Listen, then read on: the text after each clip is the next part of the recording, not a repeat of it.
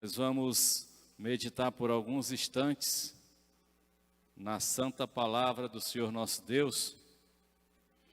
Queria dizer que ontem nós tivemos aqui uma reunião de liderança, foi muito gostoso, a gente falou sobre alguns assuntos que após a mensagem a gente vai estar mencionando. Mas entre um desses assuntos nós recapitulamos o retorno da salinha das crianças do cultinho, e da importância, da necessidade do apoio da igreja, dos irmãos nesse ministério, né?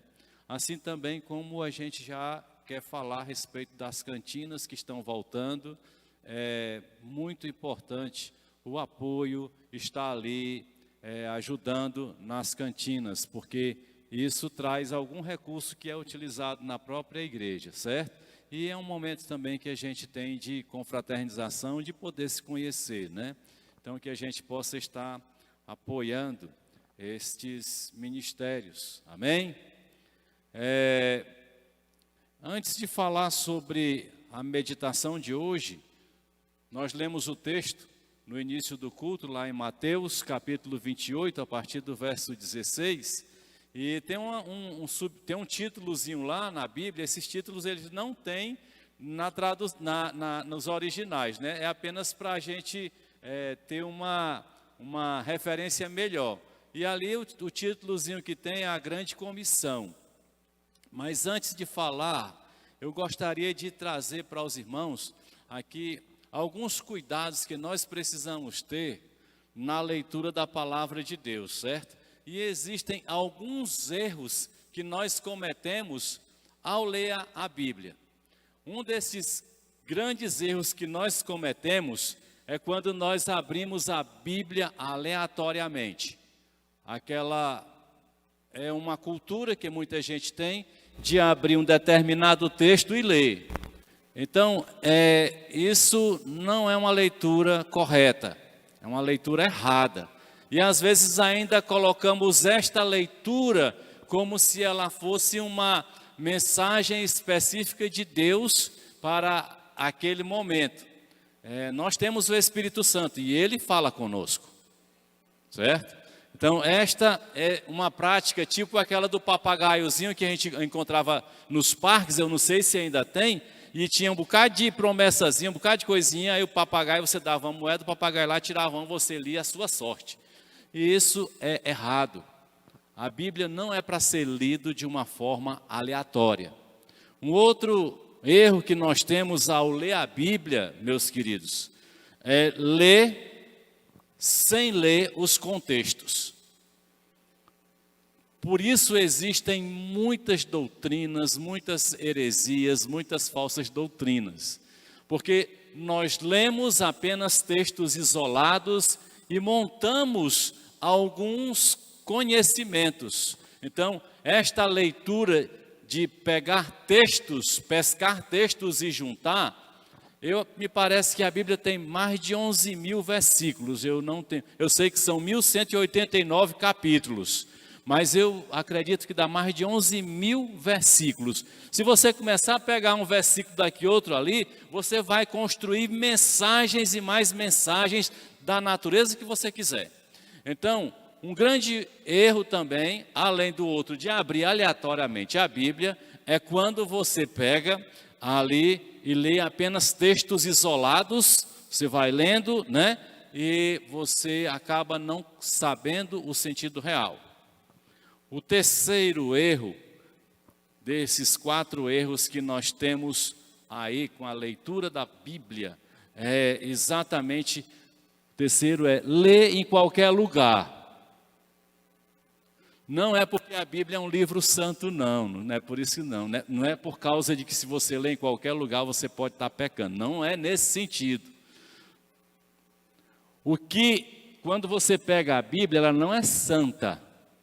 A palavra de Deus que está dentro dela é que é santa. E a santidade sobressai quando ela entra nas nossas vidas. Então, o que acontece é que quando você lê em qualquer lugar, você não consegue se concentrar e ter o conhecimento real da palavra de Deus. certo? Então, não é ler em qualquer lugar. Quando vai ler a Bíblia, procure um lugar como você fosse estudar para concurso. Você senta e fica bem tranquilo e começa a meditar, né? E o quarto erro é ler a Bíblia de vez em quando. Não há como você captar a palavra de Deus se você lê hoje, passa uma semana, lê depois, passa um mês, lê.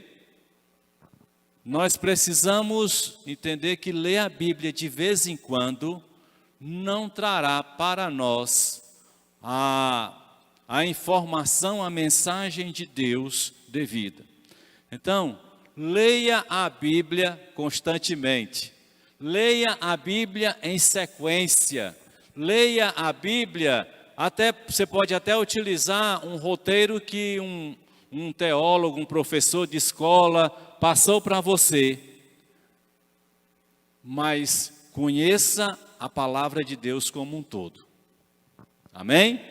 E assim a gente vai tendo mais cuidado com a mensagem. E pode ter certeza que na Bíblia de Gênesis e Apocalipse, a mensagem principal é Jesus Cristo, autor e consumador da nossa fé. Jesus Cristo, que foi naquela cruz do Calvário morrer pela gente. É a mensagem principal, é a mais importante que a gente possa ter. Por causa desses tempos, nós temos tido um pensamento errado, e até usando a Bíblia, de querer que Deus seja a meu modo, a meu gosto. Eu não tenho que me amoldar a Deus. Deus é que tem que se amoldar a mim, aos meus gostos, às minhas emoções, aos meus sentimentos. Tanto é que a gente fala muito e às vezes canta que Deus, Ele vai trabalhar em favor de nós, né? Nós é que temos que trabalhar em favor de Deus aqui na terra. Nós somos os seus servos. Nós fomos chamados para implantar o seu reino. Há uma grande diferença. Então, olha, não olhe para Deus como sendo aquele que vai ver as tuas emoções, aquela coisa toda. Olhe para Deus como o ser supremo, criador de todas as coisas. Ele é amor. Mas nós é quem devemos dedicar honra a Ele. Amém? Então, passando essa parte introdutória, queria voltar ao texto de Mateus, lá no capítulo 28, 19, 20, e diz assim: os 11 discípulos foram para a Galiléia, para o monte que Jesus lhes indicara. Quando o viram, o adoraram, mas alguns duvidaram. Se os discípulos de Jesus que estavam ali com ele, o tempo todo, viram grandes coisas, duvidaram, imagine no dia de hoje, com tanta informação que recebemos contra o nosso Deus. Estamos duvidando de vez em quando, né? Ou duvidando sempre do que Deus é e do que Ele pode fazer. E aqui diz que alguns duvidaram. Então Jesus aproximou-se deles e disse: foi-me dada toda a autoridade no céu e na terra. Presta bem atenção o que o próprio Cristo, o próprio Jesus diz, e o apóstolo Paulo, ele ratifica isso na sua carta de Filipenses, né, de uma maneira bem mais extensa, bem mais profunda. Mas olha o que aqui a palavra de Deus está dizendo. Ele está dizendo assim: foi-me dado, né? Foi-me dada toda a autoridade no céu e na terra. E não foi só na terra, foi no céu e na terra. Então Jesus tem toda a autoridade, viu? Jesus tem autoridade. Jesus tem autoridade, não duvide disso. E Ele não está, eu sei que a palavra de Deus diz que Ele um dia virá né? E virá buscar a sua igreja. Mas Ele está presente. Porque a palavra de Deus diz que toda a autoridade foi dada para Ele no céu e na terra. Então esse Jesus que você entregou a sua vida, tem poder de fechar a boca de Satanás, de demônio, de tudo que faz para destruir as nossas famílias, a nossa vida, a nossa casa. Receba isso. Mas ao seguir, observe, ele diz que foi-me dada autoridade no céu e na terra. E aí agora ele faz uma convocação. Na sua Bíblia pode estar dizendo assim, portanto ide, né? Na minha está dizendo, portanto vão. É agora. Portanto vão e façam discípulos de todas as nações. Alguns estudiosos dizem que na colocação mais correta seria indo no contínuo, façam discípulos. Ou seja, na hora que você recebe Jesus Cristo como Senhor e Salvador da sua vida, você já deve estar continuamente fazendo discípulos.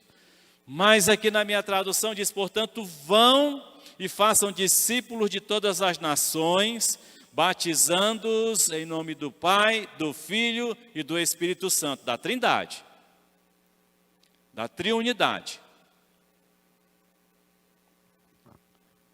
Ensinando-os a observar a tudo o que eu lhes ordenei, e eu estarei sempre com vocês até o fim dos tempos. Ele não disse que estaria de vez em quando com você. Ele dizia, eu estarei sempre com vocês. Ou na sua tradução, diz, eu estarei convosco todos os dias até a consumação do século. Não é também assim? Dá no mesmo. Então esta é a grande e última ordem de Jesus Cristo. Qual é? Ir por todo o mundo para anunciar o Evangelho. Falar do amor de Deus. Falar do plano de Deus de salvação através de Jesus Cristo. Para esta missão, há preparativos.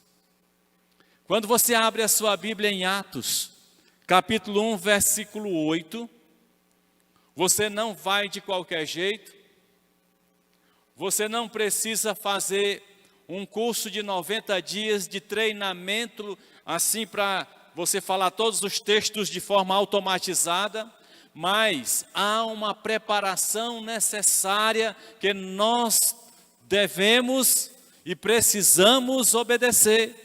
Está em Mateus capítulo 1, versículo 8, quando ele diz, mas receberão poder quando o Espírito Santo descer sobre vocês. A presença de Deus na vida de vocês, na nossa vida, através do Espírito Santo, é que fará toda a diferença na hora da comunicação da mensagem de Cristo para as vidas. Eu não tenho o poder de salvar ninguém, nem muito menos vocês. Quando muito nós podemos aprender uma oratória rica, uma coisa bonita, e ser até uma coisa convincente. Mas não altera a estrutura e a natureza. Ela alcança superficialmente. Porque muita gente é treinada e preparada para te convencer de alguma coisa. Principalmente os vendedores, né? Quem vende e tem produto ruim de vender. E o pessoal ainda vende. Porque é treinado. Estas habilidades também muita gente quer aplicar na igreja.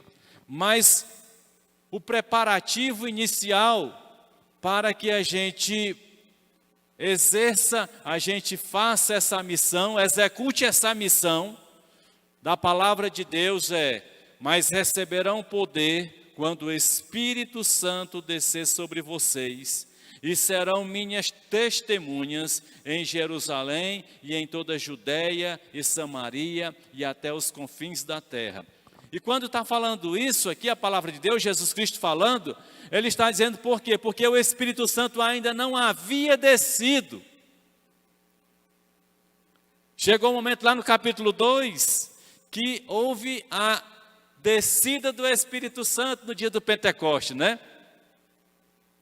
E ele permanece aqui. Então, quando você recebe a Jesus Cristo, você recebe, ele fala lá em Mateus 28:20, ensinando e batizando-os em nome do Pai, do Filho e do Espírito Santo. Quando se fala em batizar, está falando em mergulhar, imergir, estar cheio. Então, quando você aceita Jesus Cristo, você é batizado em Deus, em Jesus Cristo e no Espírito Santo. Não falta a Trindade na sua vida. E aí quer dizer o quê? Ele está em você, agora depende de você continuar a missão.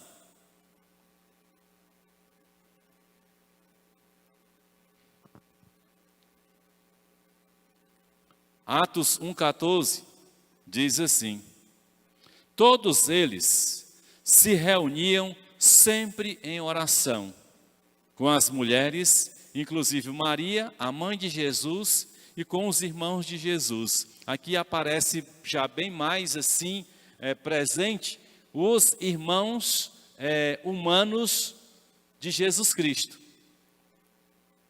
Nesse texto, né? E Maria. E diz que eles se reuniam sempre em oração. Muitas vezes nós trocamos, esse é o grande problema, de orarmos ao Senhor, de estarmos orando e buscando ao Senhor, para a gente querer utilizar um mecanismo. Eu não sou contra a gente ter uma preparação, um conhecimento, não é isso. Mas a gente tem que ir para as bases sedimentares da palavra de Deus. E ela aqui diz que o primeiro é você aceitar Jesus Cristo, o segundo é você ter uma vida de oração. Está orando.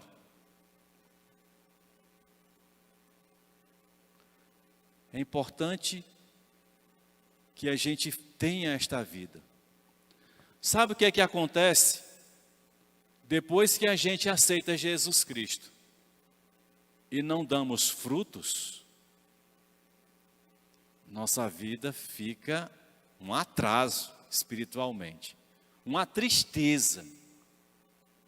Quem é que não fica triste quando diz assim: eu não consigo sentir bem porque eu não vejo dar fruto para o reino de Deus?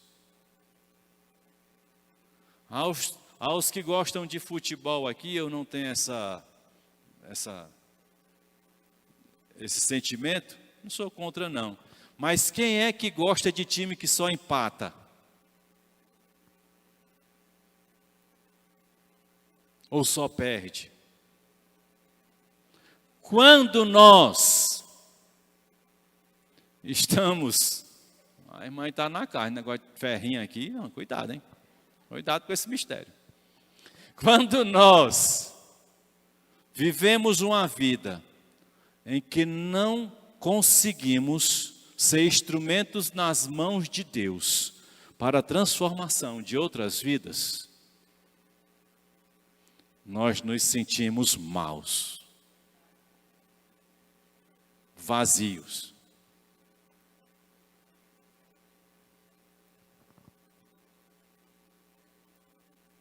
Tem um cidadão chamado, eu falei aqui já uma vez sobre ele, o nome dele era Mordecai Ram. Tem aquelas pessoas que às vezes dá inveja para a gente, certo? Uma inveja que não é inveja de pecado. Que que você, quando começa a estudar a vida dela, você vê quantas pessoas ela teve a oportunidade de levar a Cristo, né? Às vezes quando chega um missionário, alguém aqui, começa a falar, a gente fica assim, meio triste com a gente, né? Porque diz, puxa vida, essa pessoa está... A gente... É uma admiração, né? Mas sabe o que acontece? É que estas pessoas, elas pagam um preço. Não é uma dádiva que elas têm para que isso aconteça. Há um preço a se pagar. Meus queridos, olha, você que tem um posicionamento nessa terra, ou é ou não é, você que tem que dizer. Você tem que se posicionar. Você já imaginou você numa guerra? Num campo de batalha, sem se posicionar? Eu disse, eu gosto muito do país vizinho lá, mas eles estão mandando bala de lá para cá, você tem que se posicionar. Nós estamos numa guerra espiritual. E quem são as pessoas que devem fazer a mudança nesta guerra, vencer esta guerra, são aqueles que conhecem a palavra de Deus. Mas muitas vezes estamos aí em dúvida. Então aqui o Mordecai Ham, ele era um evangelista e ele levou centenas de milhares de pessoas a Cristo. Centenas de milhares de pessoas a Cristo. Ele teve o privilégio de vir de uma geração de gerações, tá? De 8 gerações de pastores. Já ele era a 9ª geração de pastores, que já é uma coisa boa, maravilhosa. Porque nem sempre filho de pastor quer ser pastor. Há menos alguns casos que eu não vou relatar aqui, porque causa tristeza. Mas regra geral não é isso que acontece. Mas ele era dessa geração. Ele foi convertido no ministério da pregação de um outro evangelista em 1901. E ele entrou no ministério batista, né? Da igreja batista. E ele pregou constantemente contra vício e a corrupção.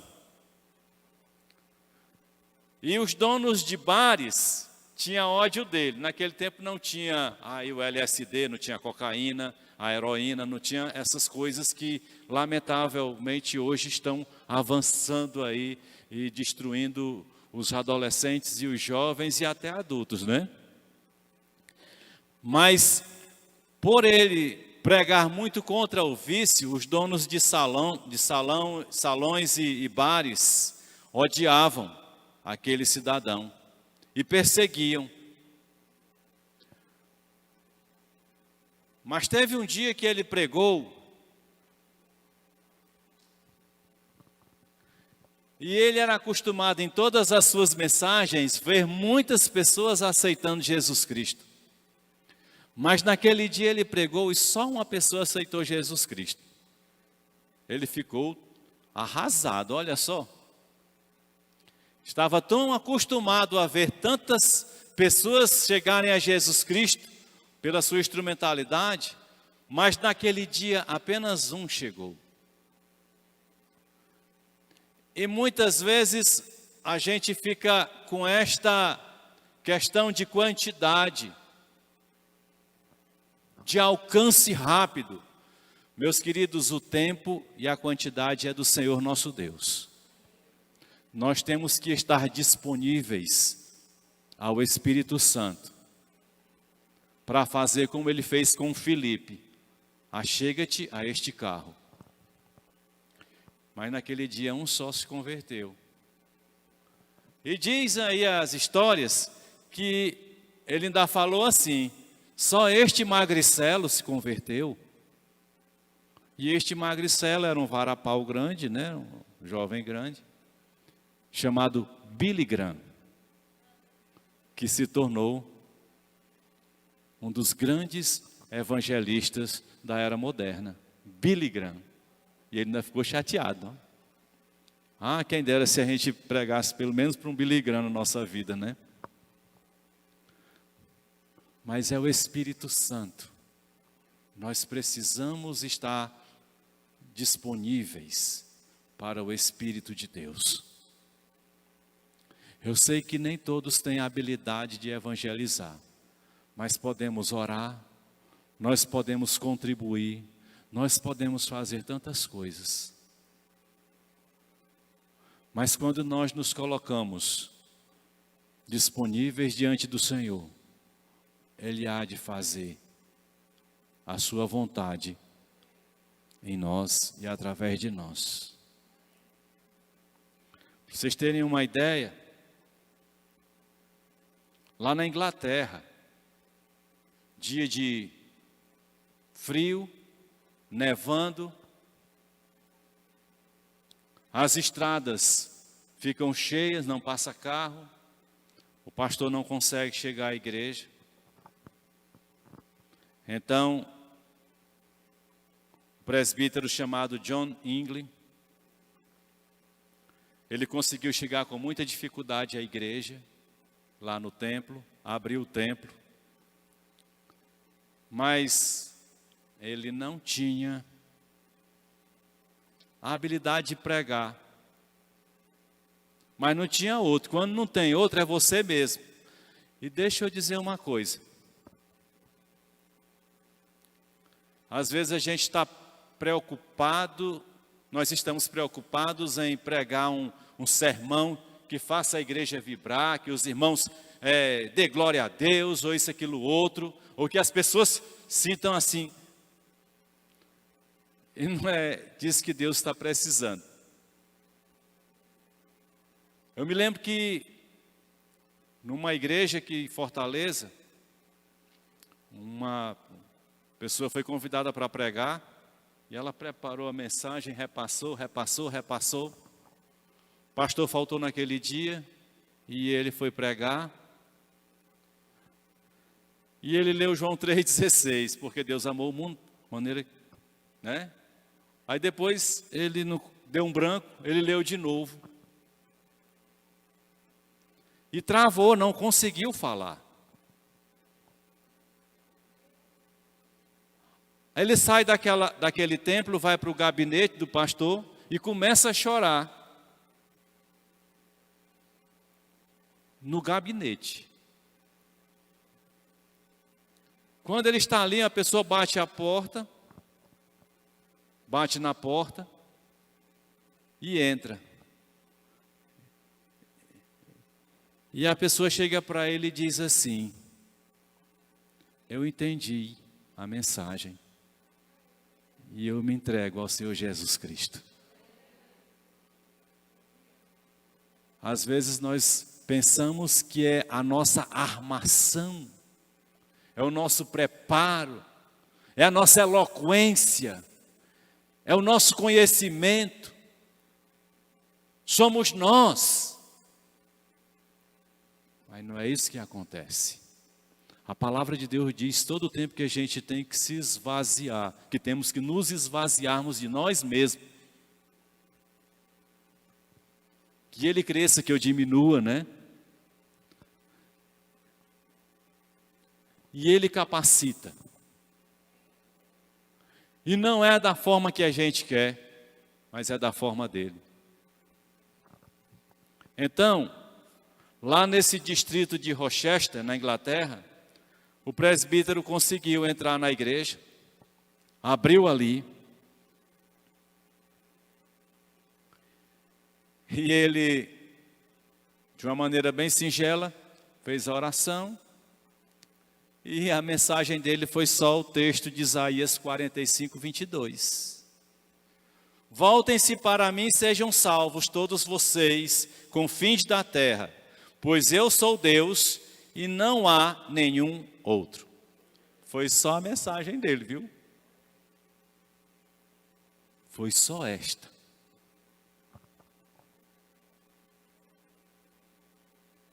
Ali então, tinha um jovem que conseguiu romper as barreiras da neve, um jovem de 13 anos.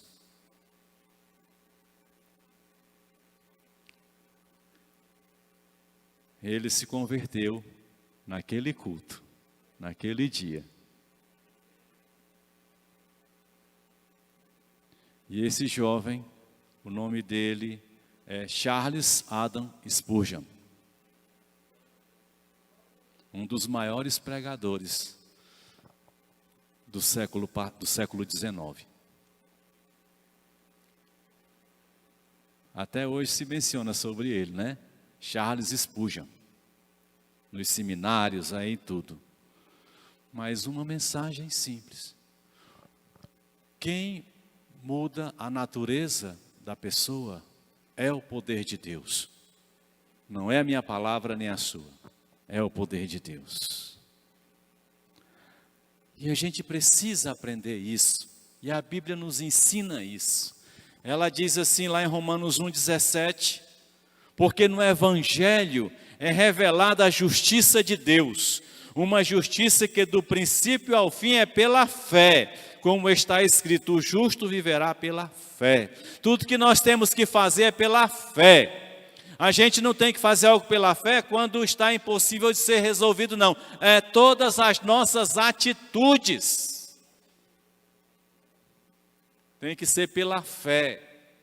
É a fé que remove montanha e remove todas as outras coisas. É a fé que opera o poder de Deus.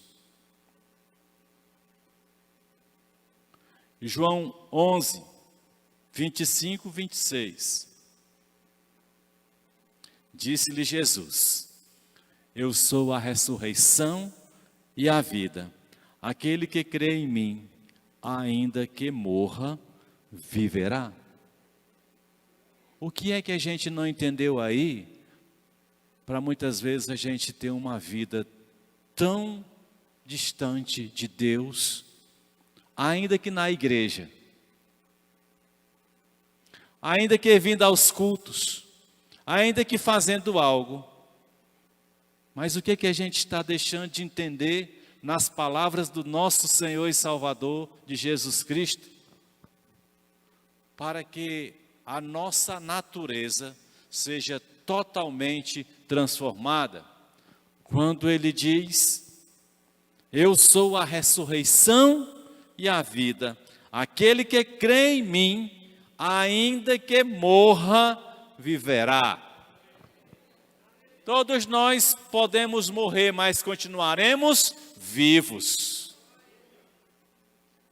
É a palavra do Senhor. E ele diz: e quem vive e crê em mim, não morrerá eternamente. Aí ele faz a pergunta: você crê nisso? Amém? Pouca gente crê, viu? Tem muita gente aí pensando que ainda vai morrer, né? Para finalizar então, eu queria dizer que é importante vivermos a intensidade do Evangelho. Tem um ditado que diz aí popular: quem não trabalha dá trabalho, né? E a gente constata que é verdade, né? As pessoas que não querem trabalhar, elas estão dando trabalho.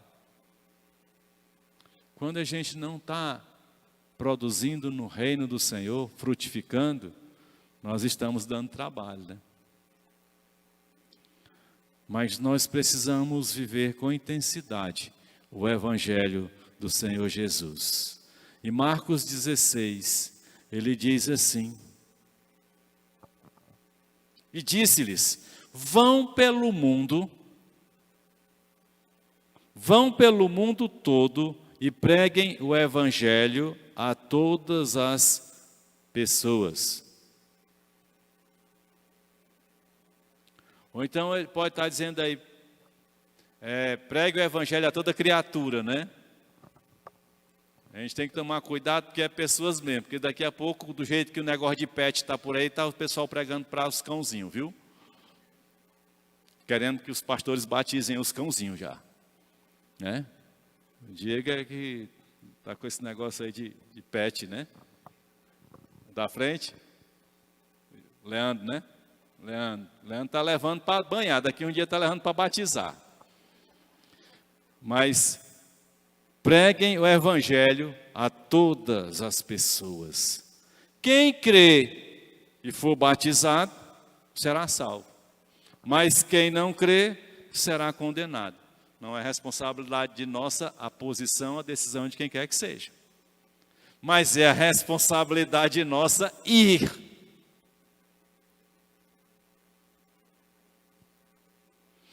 E estes sinais acompanharão os que crerem. Em meu nome expulsarão demônios.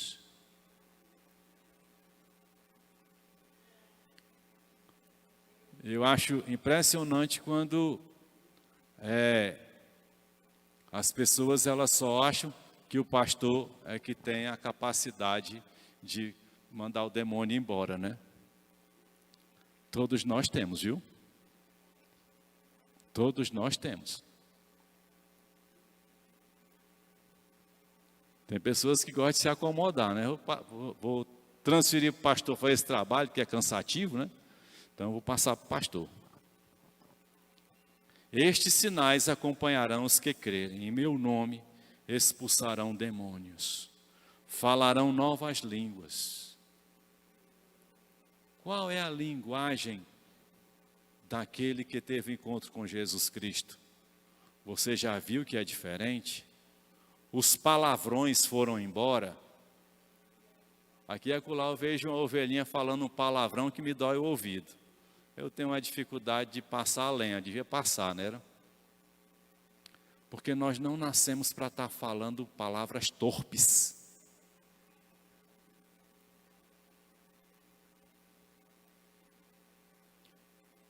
A gente tem aprendido que nossa boca é para abençoar. E as palavras torpes, elas não são bênção. Mas falarão novas línguas. Pegarão em serpentes. E se beberem algum veneno mortal, não lhes fará mal nenhum. Imporão as mãos sobre os doentes e estes ficarão curados. Todos nós estamos na mesma condição. Todos nós. Por isso, meus queridos, vamos viver a palavra de Deus com intensidade. Vamos ter prazer em ver a manifestação da glória de Deus através das nossas vidas. E que o Senhor continue derramando a sua graça, a sua misericórdia sobre a sua vida, em nome de Jesus. Amém?